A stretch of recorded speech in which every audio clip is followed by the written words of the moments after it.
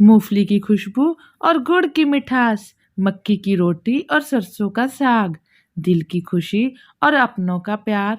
मुबारक हो आपको लोहड़ी का त्योहार। नमस्कार दोस्तों, आप सभी को लोहड़ी की बहुत बहुत शुभकामनाएं।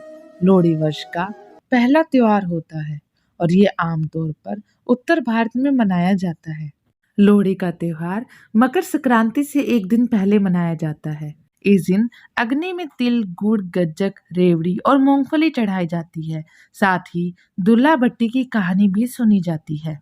यह त्योहार नवविवाहित जोड़े और परिवार में जन्मे पहले बच्चे के लिए महत्वपूर्ण है।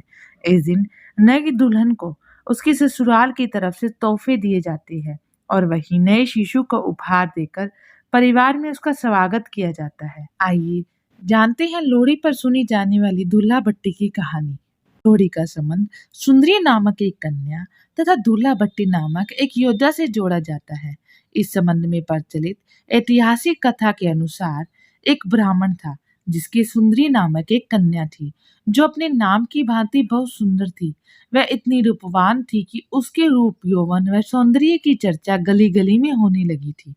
धीरे धीरे उसकी सुंदरता के चर्चे उड़ते उड़ते राजा तक पहुंची। राजा उसकी सुंदरता का बखान सुनकर सुंदरी पर मोहित हो गया और उसने सुंदरी को अपने महल की शोभा बनाने का निश्चय किया। राजा ने सुंदरी के पिता को संदेश भेजा कि वह अपनी बेटी को उसकी हरम में भेज दे। इसके बदले में उसे धन दौलत से लाद दिया जाएगा। राजा का संदेश मिलने पर बेचारा ब्राह्मण घबरा गया। वह अपनी लाडली बेटी को उसके महल में नहीं भेजना चाहता था। जब उसे कुछ नहीं सूझा तो उसे जंगल में रहने वाले राजपूत योद्धा दुल्ला भट्टी का ख्याल आया, जो गरीबों की मदद करने के कारण लोगों के दिलों में अपने प्रति अपार श्रद्धा रखता था।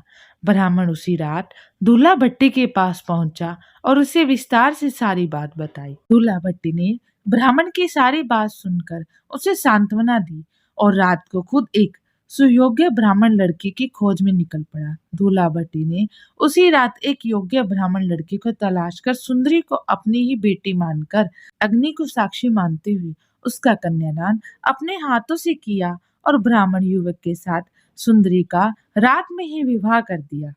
उस समय दूल्हा भट्टी के पास बेटी सुंदरी को देने के लिए कुछ भी नहीं था, इसलिए उसे तिल व शक्कर देकर ही ब्राह्मण युवक के हाथ में सुंदरी का हाथ थमाकर सुंदरी को उसके ससुराल विदा किया। जब राजा को इस बात की सूचना मिली तो वह आग बबूला हो उठा। उसने उसी समय अपनी सेना को दूल्हा भट्टी का खात्मा करने के लिए भेज दिया। राजा का आदेश मिलते ही सेना दूल्हा भट्टी के ठिकाने की ओर बढ़ी, लेकिन दूल्हा भट्टी और उसके साथियों ने अपनी पूरी ताकत लगाकर राजा की सेना को बुरी तरह धूल चटा दी। दूल्हा भट्टी के हाथों राजा की सेना की करारी हार होने की खुशी में लोगों ने अलाव जलाए और दूल्हा भट्टी की प्रशंसा में गीत गाकर भांगड़ा किया। कहा जाता है कि तभी से लोहड़ी के अवसर पर गाए जाने वाले गीतों में सुंदरी और दूल्हा भट्टी का विशेष तौर पर याद किया जाने लगा। लोहड़ी के मौके पर यह गीत आज भी जब वातावरण में गूंजता है तो दूल्हा भट्टी के प्रति लोगों की अपार श्रद्धा का आभास अपने आप ही हो जाता है। इस प्रकार लोहड़ी की यह कथा पूर्ण हुई।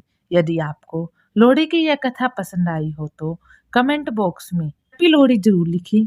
साथ ही हमारे इस चैनल को सब्सक्राइब कर लें ऐसी और वीडियो देखने के लिए। आप सभी को हमारी ओर से लोहड़ी की बहुत सारी शुभकामनाएं।